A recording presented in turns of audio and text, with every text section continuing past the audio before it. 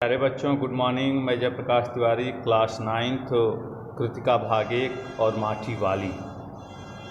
जैसा कि पिछले दिन आपको बताया गया था कि उपरोक्त पंक्तियों के माध्यम से लेखक ने माटी वाली और उसके व्यवसाय की उपादेयता को आम शहरी लोगों के जनजीवन से जोड़कर देखा।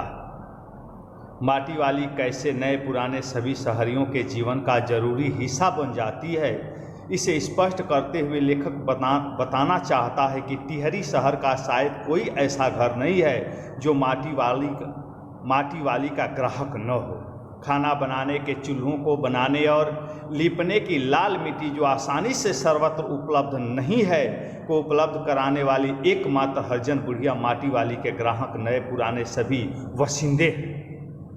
शहरवासी सिर्फ माटी वाली को नहीं, उसके कंटर को भी अच्छी तरह पहचानते हैं।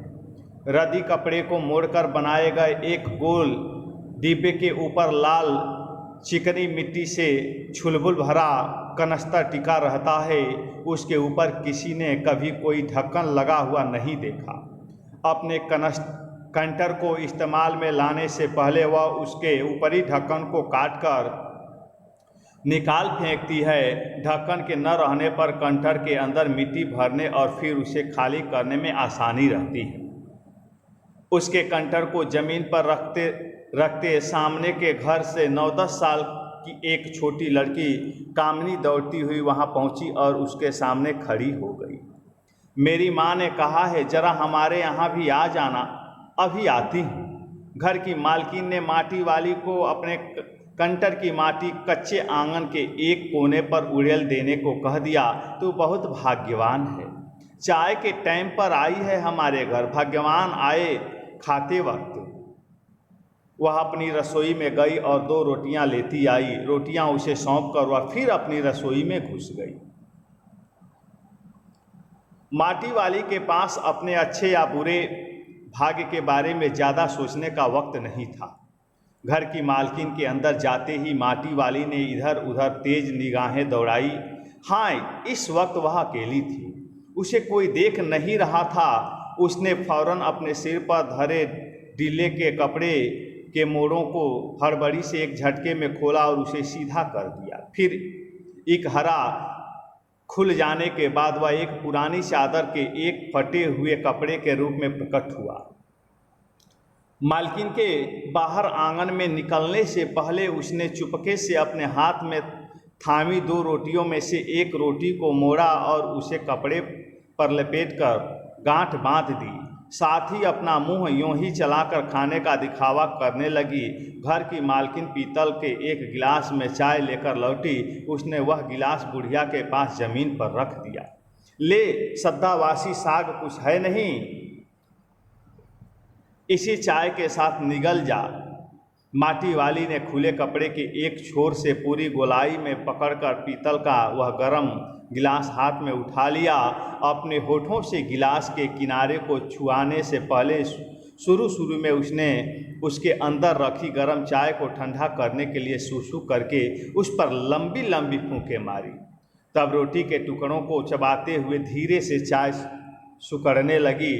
चाय तो बहुत अच्छा साग हो जाती है, चाय तो बहुत अच्छा साग हो जाती है ठकुराइन जी। साग मतलब वही खाने के लिए सब्जी के जगह पर।